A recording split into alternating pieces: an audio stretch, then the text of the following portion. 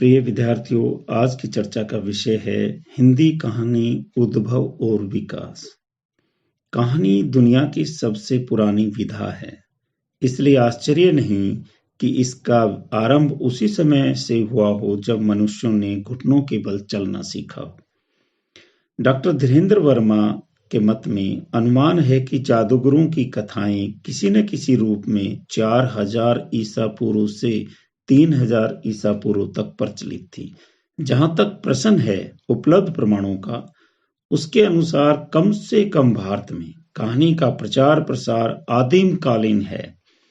प्रमाण है विश्व का प्राचीनतम भारतीय ग्रंथ ऋग्वेद, जिसमें यम यमी, उर्वशी पुरुरवा, शर्मा पाणिगण जैसी कथाएं उपलब्ध होती हैं।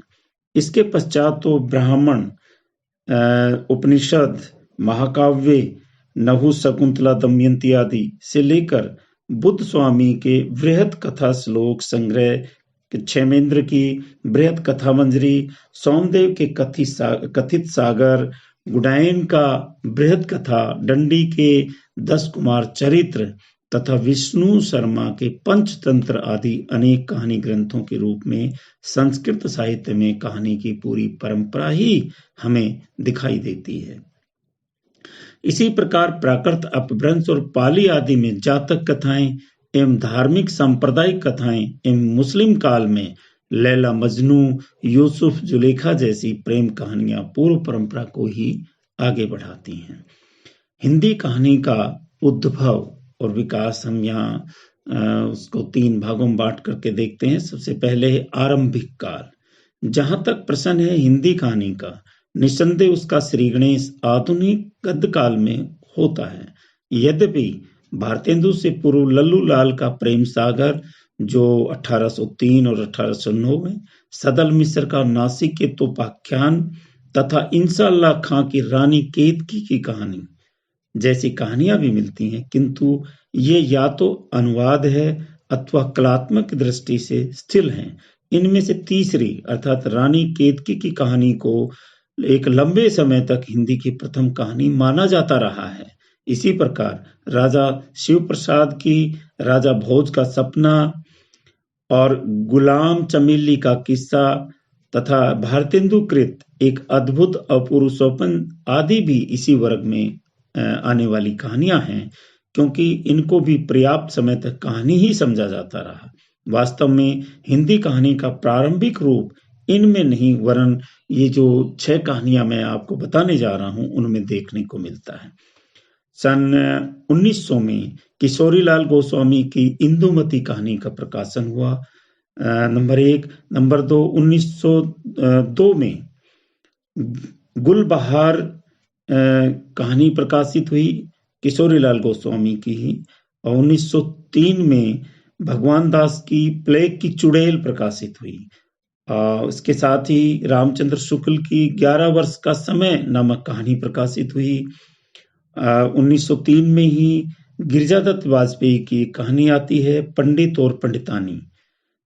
इसके साथ ही दुलाई वाली नामक एक कहानी बंग महिला द्वारा 1907 में प्रकाशित होती है। आचार्य रामचंद्र शुक्ल ने इनमें से जिन 3 कहानियों को मार्मिकता के दृष्टिकोण से श्रेष्ठ माना है वह है इंदुमती, 11 वर्ष का समय और दुलाई वाली। इंदुमती के संबंध में शुक्ल जी अपने हिंदी साहित्य के इतिहास में लिखते हैं कि यदि इंदुमती किसी बंगला कहानी की छाया नहीं होती, इंदुमती पर यानी बंगला कहानी की छाया नहीं होती, तो यही पहली हिंदी की मौलिक कहानी ठहरती। एक जगह डॉक्टर श्रीलाल शुक्ल भी कहते हैं, वे भी मानते हैं कि हिंदी की प्रथम मौलिक कहानी होने के संबंध में आपत्ति प्रकट करते हैं, और वे कहते हैं कि टम्पेस्ट से मिलती जुलती तो ये कहानी अवश्य है, किंतु वस्तु विन्यास, रचना शैली तथा चरित्र चित्रण आदि की दृष्टि से वह सर्वथा एक मौलिक प्रयास है। दूसरी ओर इन कहानियों पर समग्र रूप से विचार करते हुए डॉक्टर धीरेन्द्र वर्मा ने ये अपनी धारणा व्यक्त की है कि इनमें से कुछ विदेशी शैली की हैं, कुछ जीवन, स्केच, इतिहास, निबंध के निकट हैं। कहानी शिल्प का सौंदर्य इनमें दिखाई नहीं देता है। फिर भी आलोचकों ने दुलाई वाली को ही हिंदी की प्रथम मौलिक कहानी स्वीकार किया, अर्थात जो बंग महिला की द्वारा रचित कहानी थी दुलाई वाली, उसी को स्वीकार किया। यदि शिल्प विधान की दृष्टि से देखा जाए तो पता चलेगा कि हिंदी की इन आरंभिक कहानियों में कुतूहल और चमत्कार की प्रधानता है। वर्तमान कहानी अपनी जिस मनोवैज्ञानिक सूक्ष्मता, चरित्र चित्रण कौशल, संवेदनशीलता तथा प्रभावान्विति के लिए प्रसिद्ध मानी जाती हैं, जो वास्तव में कहानी का प्राण है, तो उनमें ये देखने को नहीं मिलते हैं। नंबर 2, विकास काल। हिंदी का जो विकास काल है, हिंदी की कहानी रचना को नवीन और सुघड़ रूप प्राप्त हुआ है प्रेमचंद जी और जयशंकर प्रसाद के आने के पश्चात।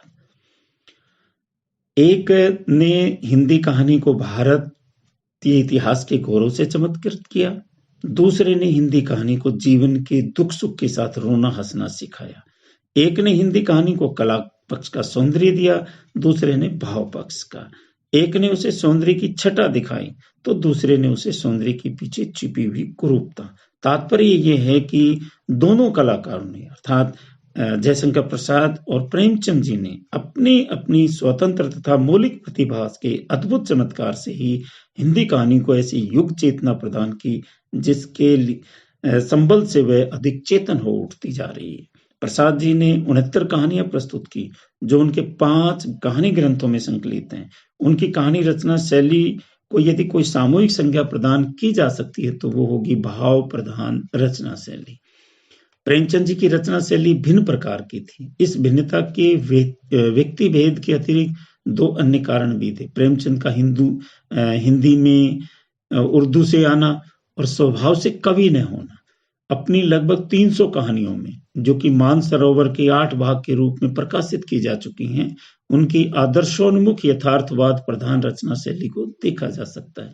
इस युग के कुछ अन्य प्रमुख कहानीकार हैं, जैसे चंद्रधर शर्मा गुलेरी, ये बहुत प्रसिद्ध कहानीकार माने जाते हैं, जिन्होंने मात्र 3 कहानियां और उसमें से भी विशेष रूप से उसने कहा था कहानी के कारण वो एक अमर कहानीकार बन गए। दूसरे विशंबरनाथ कोसे, सुदर्शन, चतुरसेन शास्त्री, उग्र का मतलब है बेचन शर्मा उग्र, राय कृष्णदास, गोविंद बल्लभ पंत, विनोद शंकर व्यास और हृदय। हिंदी कहानी में एक अन्य मोड़ आया जैनेन्द्र अग्गे और इनके अनुयायी इलाचंद्र जोशी, भगवती प्रसाद वाजपेयी और पहाड़ी आदि के आविर्भाव से। प्रेमचंद जी कहानी में चरित्र प्रधानता की प्रतिष्ठा कर चुके थे। उस चरित्र प्रधानता और कुछ सीमा तक उग्रवादी नग्न यथार्थ को और अधिक सूक्ष्मता और गहनता प्राप्त हुई है इन कहानीकारों की कहानियों में। इनमें मानव मन की गहराइयों की थाह लेने पर विशेष बल दिया गया और ये कार्य अधिकांशतः फ्राइडियन मनोविश्लेषण के आधार पर किया गया। सच पूछा जाए तो इन कहानीकारों में आकर ही कहानी की चरित्र प्रधानता अपने आप को पूर्णतः चरितार्थ कर पाई है। सामूहिक रूप से इस शैली को मनोविश्लेषण प्रधान रचना शैली कह सकते हैं। और ये जो तीनों रचनाकार हैं, जैनेन्द्र अग्गे और विशेष रूप से इलाचंद्र जोशी, यानी इनकी त्रिवेणी भी मानी जाती है, जैनेन्द्र अग्गे और जोशी की, ये मनोविश्लेषण कहानियां लिखने वाले हैं, अर्थात इन्हें मनोवैज्ञानिक कहानीकार भी कहा जाता है, मनोविश्लेषण वादी भी कहा जाता है। प्रगतिवाद के आरंभ ने भी हिंदी कहानी के रचना स्वरूप को पूरी तरह प्रभावित किया था। द्वंदात्मक भौतिकतावाद को आधार बनाकर जिस रचना धारा का जन्म हुआ उसी को साहित्य के क्षेत्र में प्रगतिवाद की संज्ञा से जाना जाता है। यशपाल इस धारा के सर्वाधिक सशक्त कहानीकार सिद्ध हुए। इनके अतिरिक्त राहुल सांस्कृत्यायन, डॉक्टर रांगे राघव जो कि राजस्थानी कहानीकार हैं, उपेंद्रनाथ अस्क, अमृत राय, विष्णु प्रभाकर, धर्मवीर भारती आदि इसी रचना शैली के कहानीकार है, यानी ये प्रगतिवादी कहानीकार माने जाते हैं, या इनको ये कहा जाता है कि ये साम्यवादी कहानीकार है या मार्क्सवादी कहानीकार हैं।